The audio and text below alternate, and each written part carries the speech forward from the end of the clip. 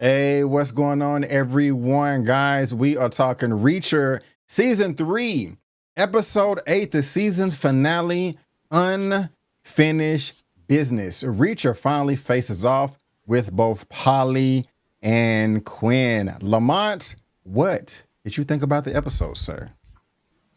I enjoyed it. I'm satisfied. That's how you do an ending that gave me everything I wanted to see. It was Reacher-esque, if I can say that, and I can't wait for the next season. Yeah, man, I have to agree with you. For the most part, I am satisfied too. If I was the head of the story department, the plot, the synopsis, I may have tweaked a little thing here and there, but I am satisfied. I am satisfied. I did enjoy it. I thought it had a nice ending, cherry on top with the icing, all of that. Looking forward to Reacher season 4. Also looking forward to a Neagley spinoff show, and also, guys, I'm sorry, I've been mispronouncing her last name. Is Neagley. The G is silent. Somebody really wanted to let me know that in the comment section on another video. But guys, we talking spoilers over here. We spoiling the episode up, down, left, right. As if you've already seen it, that is your warning. Subscribe to both of our channels. I don't know. Should I tell you what? No, I'm going to save that towards the end as far as what I would have tweaked. But one of the things I like about the show, Lamont, is there's always some type of intro, and then you have the title card coming up. Reacher, thunder cracking, thunder rolling. You have the subtitles with the lightning and the thunder and all that. And before that happened, we got a hell of an intro, Lamont, because episode 7 ended on a cliffhanger. Reacher was like, oh my God, Quinn is not here, it's Beck. It's a trap. Neagley, like, oh my God, what's going on? Okay, she wasn't reacting all like that, but it was a trap, man, and it was a showdown. And Lamont, all the ATF agents died. Oh my God. All of them died, man. That is horrible, man. That is trash. I don't even like the way that they ended it. You know, what's that? Dark-haired Duffy had approached Reacher, and she was like, how did it go with the ATF? She was like, well, considering everything, A-okay. Really? I wanted to hear that report, you know, like, hey, where's my phone at? Hey, thank you for lending us the guys to help us out. That when we told you the last minute, but they're all dead. You know, we'll send them a postcard to families. Like, what? How they just gonna brush that under the rug, man? Am I tripping or am I making sense? How you feeling about that, bro? How you feeling? You're definitely making sense. They would not have brushed that under the rug. They would have chewed her out.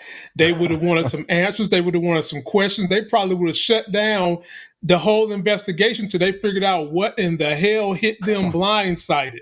Yeah. But it really just set the stage for Reacher to be able to be in a position to have his team handle the business the way it needed to be handled. Yeah, they handle the business. And him handling the business, man, like the first half of the episode, he wasn't even at the party. You know, he was boxing, he was fighting, he was scrapping the 7-foot guy, gigantor, Mr. Pauly. Oh my goodness gracious, Lamont, this fight, we have been waiting on it since the trailer. And they gave it to us, you know. And but before I ask your opinion, somebody in my comment section for episode 7 was like, I really enjoyed the episode, but I'm disappointed because Reacher did not take out Pauly in this episode. So in the season finale, he's going to have to take out Pauly and Quinn. That's what the synopsis said on IMDb as well. So how did you feel about this showdown right here, Lamont, between Pauly and Reacher and Pauly? Were you satisfied with it? And yeah, what's your 2 cents, sir? I was, on a scale of 1 to 10, 10 being the best satisfaction, I'll say I was a 7 with it. It was a good fight. I feel like the anticipation of having to wait the whole season took a little bit of the punch away from the fight. I don't feel like the fight lived up to the build of the anticipation. Now, if they would have put it in episode 7 or 6, I would have gave it a 10. I don't know what to say. I wanted more from it. I guess my nitpick would be Reacher got his ass beat, B. Avery. Okay. If we talk in real life, Reacher would have been done before they got out the barn. It wouldn't have been no getting in the woods. It wouldn't have been no nice underwater scenes fighting like Aquaman. It wouldn't have been none of that. However, this is Reacher. he does amazing things. And overall, I enjoyed the fight. Pauly was like Jason, Michael Myers, all wrapped up in one. You just couldn't get rid of them. Like cockroaches in trailer parks, you stomp on them, they jump back up, and ultimately you had to drown his ass for him to go away. But with Reacher not being at the party, I felt like Neagley held it down as a butler. So overall, B, I was satisfied with the fight. Okay, well, I'm glad you're overall satisfied with the fight. You said you gave it a 7 out of 10. I honestly would give it like a 9.5 out of 10. I was thoroughly entertained and satisfied by this fight because, one, it was long, it was lengthy, and it took place in multiple locations.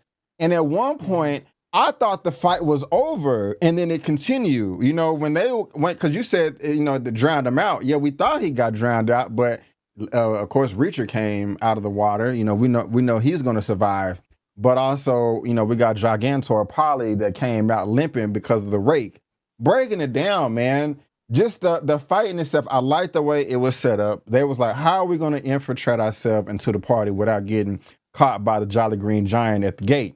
Hey, let's just bring in the trucks. They're expecting the trucks anyway. Bam, we got it like that. First bit of conflict, hey man, you can't park the trucks right here. You got to move them to the back. And I like that. Reacher was doing the best that he could do. Hey, I need some rope. He couldn't find rope. He got knocked out. And, you know, he can't have the henchmen communicate with Pauly. So I like that setup right there. I was like, okay, they're setting it up nice. They're not just making it. I mean, we know that this was set up from the time they was in the script room. Hey, let's have Reacher fight a giant. But I'm saying the execution on the way they set it up was great. And so he tried to choke him out. And he swung him over. And there was a few blows thrown. And he was like, nah, man, no guns. Let's do this like men. And Lamont, I love martial arts. I also love it when the fight is honorable and it's fair, even to the death. And he's like, okay, fine. One-on-one, man-to-man, hand-to-hand, mano-a-mano. I was giddy, Lamont. I was giddy. And like, Reacher kicked him in the balls and swung on him. And Pauly was like, ugh. And was like, yes, you know, this is going to be, I was here for it, bro. So that was the first part of the fight. Then it ends up in the barn. Even before that, Reacher is, you know, dodging some hits and all that. Then he gets thrown into the barn. He gets hit with the punching bag. Reacher is throwing combos and elbows, and then the whole ceiling falls in on him. You know what I'm saying? I'm thinking, okay, hey, yeah, that's how you got to take out the 7-footer, you know? And no, he tried to hang him up there. He could have easily killed him because you said Reacher got whooped. Pauly had the advantage in that fight the whole time. And round 1 goes to Pauly. But then for a second, they fighting in the yard. Reacher is swinging the rake like it's this felt like an old school martial arts movie with the I know I'm talking a lot, man, but I just really love the scene. You know what I'm saying? Reacher is swinging the rake back and forth, hits him in the leg. They tumble down on the ground. We know what happens in the water. Reacher comes out on top. Reacher wins round 2. It's a 1-1. And then, of course, hey, yeah, he's bigger and he's stronger, but Reacher is smarter. So they used size and brains and location and intricate hand-to-hand fighting to satisfy us with this fight that they've been building up the entire season. I don't know, man. I just have no complaints, bro. Matter of fact, I give the fight a 10. I don't give the whole episode a 10. I give the fight a 10 out of 10. But that's just me, man. I had to get that out. I had to express that. You know what I'm saying? But well, let me amend after that passionate soliloquy. I'm going to amend mine. I'm going to say I'm going to move up to an 8.5. Because you were right. It did go from scene to scene to scene. We even had Pauly big ass chasing him on the street. Yeah. So I will amend, and Reacher and the people that watch us, forgive me for that low rating of a 7, but 7 is good with me. Yeah. I will amend it to an 8.5 because I still felt like you made us wait too long. The anticipation of it all. And the final boss was really Quinn, who there was really no hand-to-hand combat, no fisticuffs with that. So Pauly truly and really was the final boss for Reacher, per se. And so I would have liked for it to have been maybe some kind of something where Quinn had an inside advantage or some kind of kung fu showdown or something. But overall, I'm like B. Avery. I was thoroughly satisfied with this fight. This was like watching WWF back in the old days when they got outside the ring. Yeah. And I enjoyed it. Yeah. I really wasn't expecting Pauly to come out that water like that and chase him. I was like, damn, he just won't die. But Lamont, we got another fight. We got another fight in here. We got Villanueva in the bathroom with the gun in the toilet versus Shang-Chi, Simu Liu from the MCU. You know what I'm saying? Yeah. I like that as well. I was mad at him. I was like, man, he gonna try to shut. What you trying to shut the door for? And all that, like, you know. And he turned his head and ended up taking the gun. But yeah, Villanueva versus Shang-Chi, man. What did you think about that fight right there? I was thinking to myself, Lord have mercy. This man is not going to make it to his retirement with his wife. He about to get that ass beat. And you know what? He held his own. Maybe he was inspired to get to retirement. Yeah. By the way, his wife was hotter than what I thought. And look, I didn't expect her. There was no expectation for her to be ugly, but I just, she was better. She was nice. Yeah, and I guess he inspired or thought of, I'm getting to this retirement and I'm going to whip this dude ass. Because, boy, something got in him when they started hitting the damn toilet, and Villanueva got some jumping beans out of that ass, and he went on and won that thing, and I was very happy with that fight. That was a great fight. Yeah, man. He was getting slammed in the door, that really hurt. What's the boy's name? The boy, is this Robert? I forgot. Is it Jeremy or Robert? The Beck's son. I forgot that quick. Richard. I was completely out. Yeah, Richard. He is looking like, what is all that noise up there? What's going on? So he opened the door like, what are you doing here? I'm here to save you. He all beat up and bloody and all that. But that's cool right there. That's cool. Like you said, you spoke about Neagley earlier because she had the tuxedo on. I liked her as well, man. She's very subtle, man. Like she's like a really good character. She is. She looks so soft and fierce at the same time. You know what I'm saying? Just like the perfect combination of a cloudy. Okay, I was gonna try to say something clever, but it ain't gonna come out right. She looks good. Go ahead. I would say the perfect terminology for her is she's always in control. Yeah. She's never rattled. She's always in control. Got to give it to her on that. Yeah. She thought real quickly too, man, because old dude, like, oh my gosh, you're out of uniform, dark jeans, you should have worn black, and you've been wandering around, and people need refills. And she's like, hey, I'm a private investigator. Marshall has been stealing the candy bars. That wench. I was like, this is silly right here. He probably felt like Mr. Super Duper, like, yes, this is the job I've been waiting for. I'm getting that promotion. I don't know. I thought that was funny, man. I thought that was funny. Look, all I could think of when he was acting like that, B.A., I was thinking to myself, this is the white version of Carlton from the Fresh Prince of Bel-Air. His ass is getting happy. He's about to solve a crime of candy. I was like, hey, way to go, Neagley. Way to go. But yeah, what now we got a dark-haired Duffy. She found, Beck gave her the skeleton key. And I don't know, just that concept of a skeleton key is, really kind of cool to me. But she finds Teresa.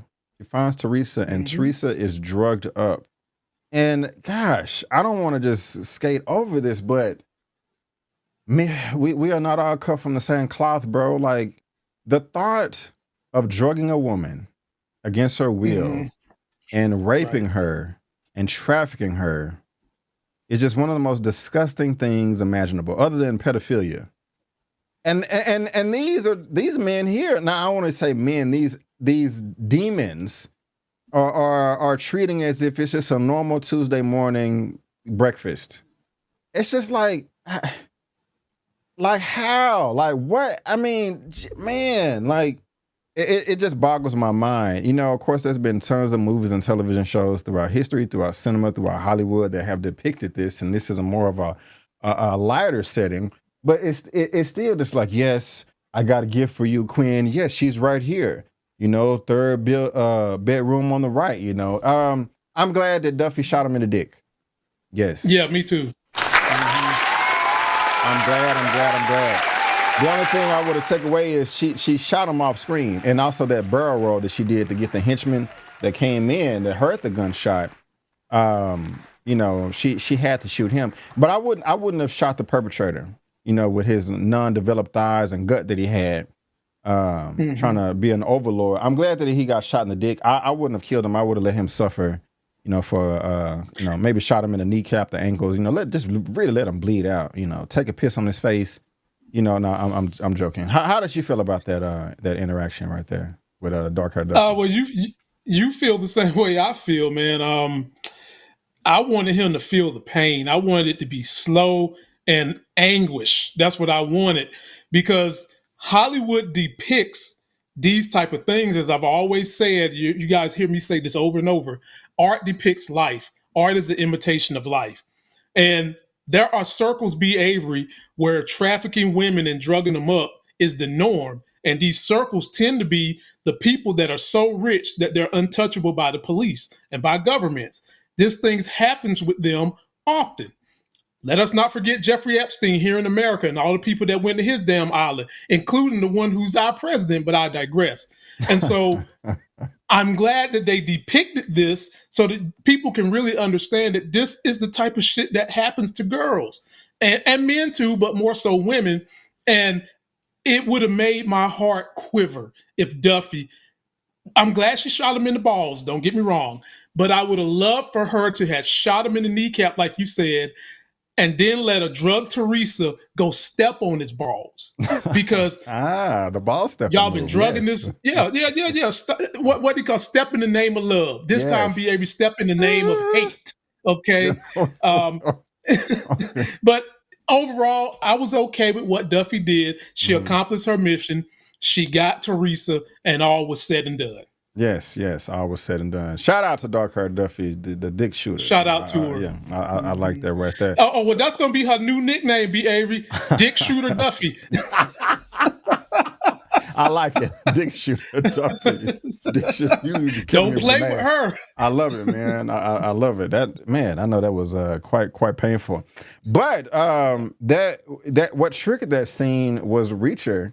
You know, he won the fight with Pauly, and he was in the barn like, hey, let me see what's in these crates. Okay, this one assault rifle, but we got some shotguns over here. And he just said, F it. The cat is out the bag. Boom, boom, boom, boom, boom. Just start blowing mother effers away.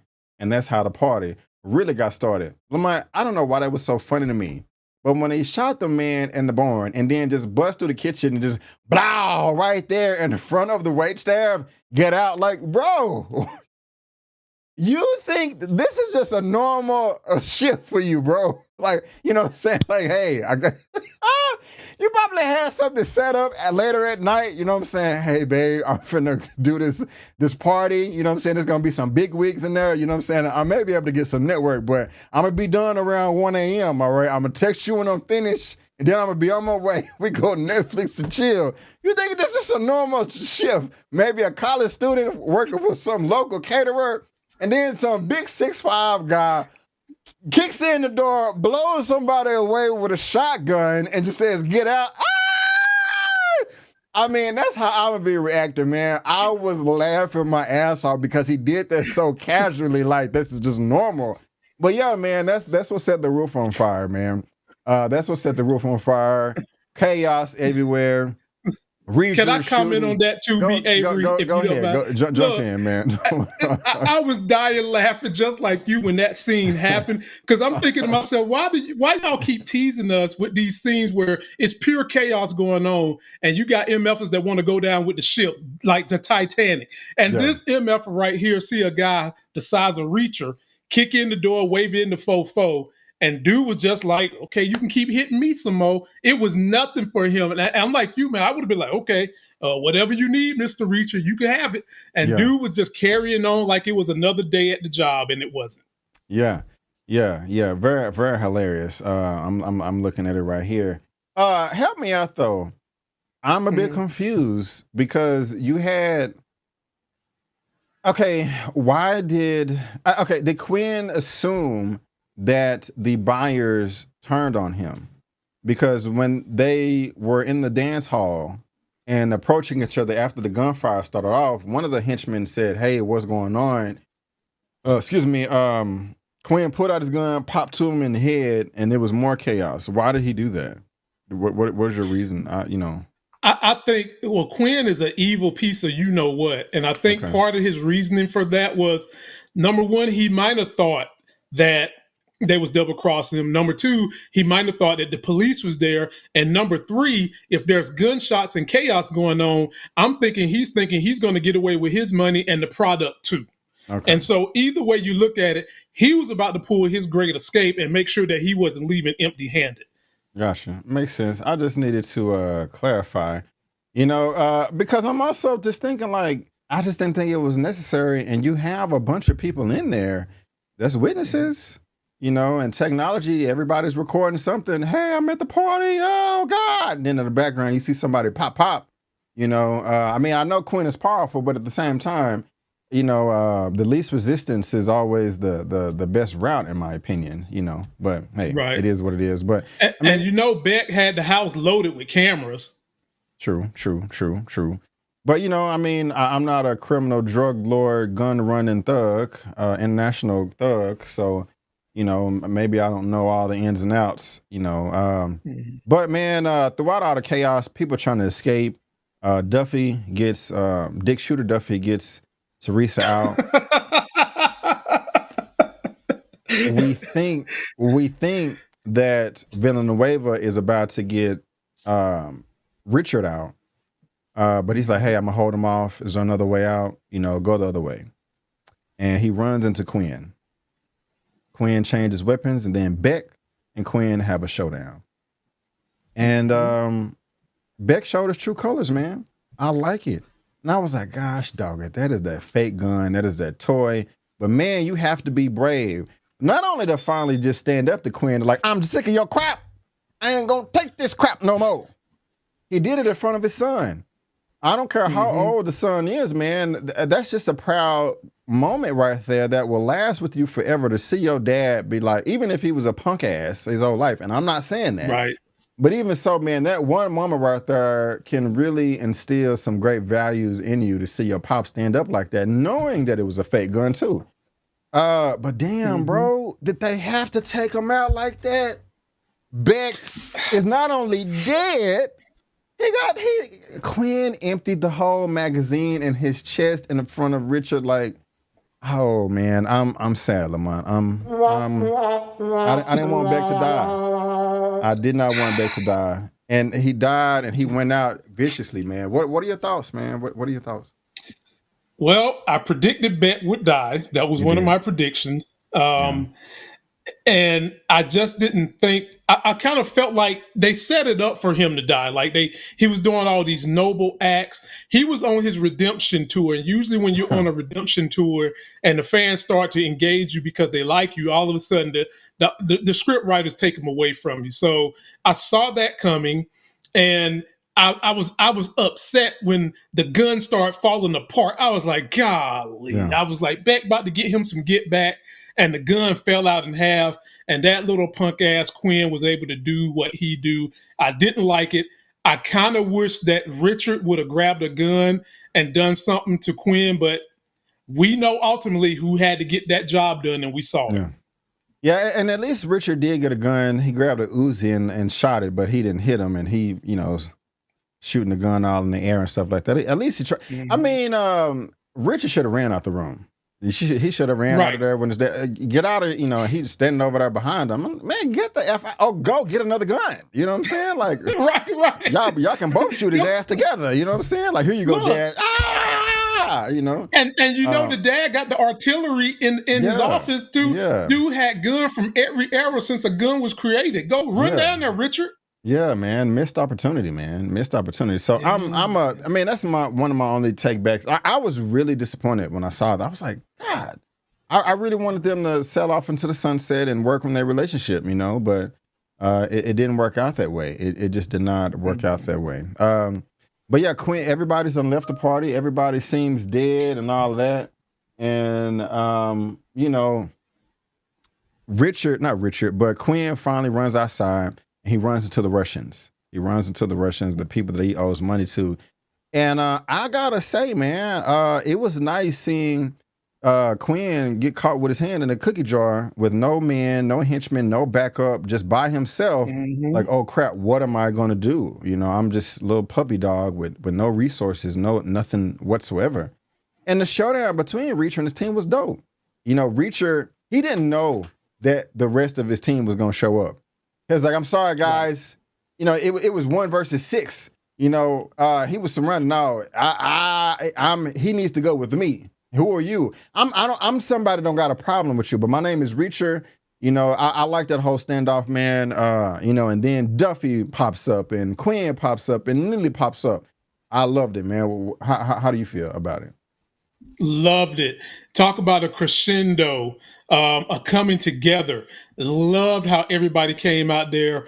It was like the whole team that they put together was there, and they was ready to go to bat. You feel me? They weren't about to let nobody else handle Quinn but Reacher. And you saw when Reacher said, "I got to do what I got to do." Everybody scattered, and it was just him and Quinn. I would have liked to have seen him make Quinn suffer a little more for the way Quinn did our girl Don Peace Dominique. But at the end of the day, Reacher wanted to make sure this thing was sealed up, and that's what he did. Yeah, that's what he did. The fake grenade pull was lovely. I also really like the acting from the Russian. He seemed like he was, top dog. Don't mess with this guy; he'll blow your head off. You know what I'm saying? So great presence. Great delivery and dialogue and all that. And when he realized, like, hey, we just came for the money, and he was all tough looking, and then he sighed and was just like, you know what? Let's just take the money. They can take Quinn, and we can get out of here. We're not gonna lose no money. I'm not gonna lose no men. The cops probably gonna show up anyway with all of us running around. Hey, let's get the money and get out of here. So I like how that happened, but I do agree with you 100% that they should have he should have tortured Quinn. He should have tortured Quinn and shot his kneecaps off, shot his ankles off, shot his elbows off, shot everything off. But he blew his head away from a distance. So that's my only nitpick, for the episode right there for the most part is that Beck died and I wanted to see Quinn suffer.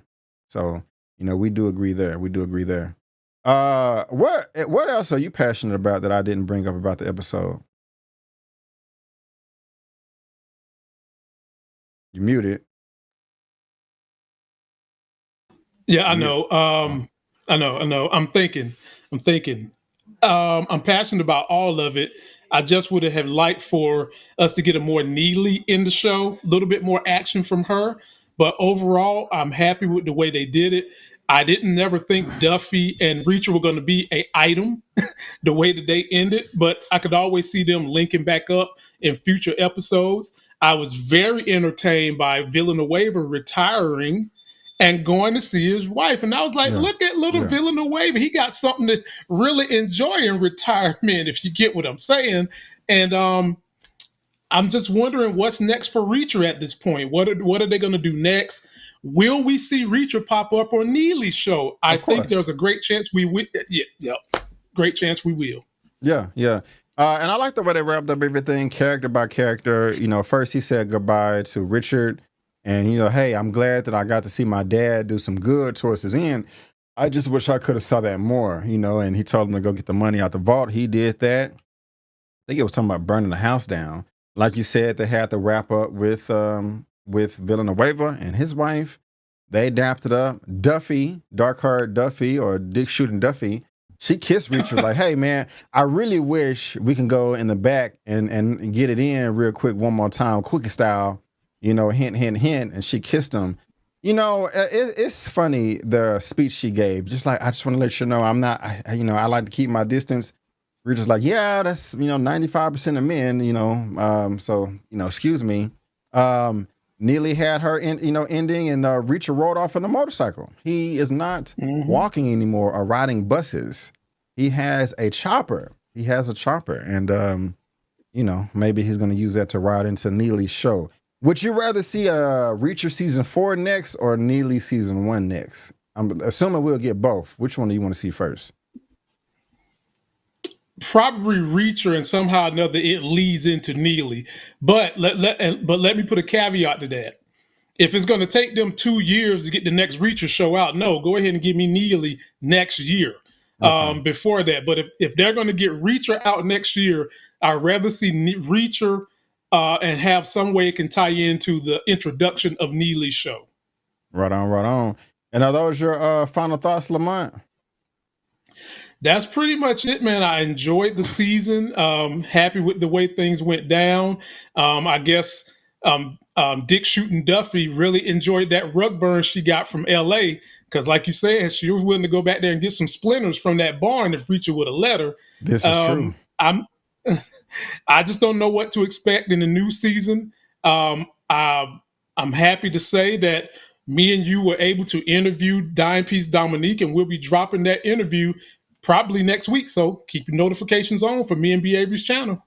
There you go. Keep your notifications on. We would really, really appreciate it. We have a ton of content that we can provide for you, for your entertainment, wherever you are in the world. I was trying to bring up the picture.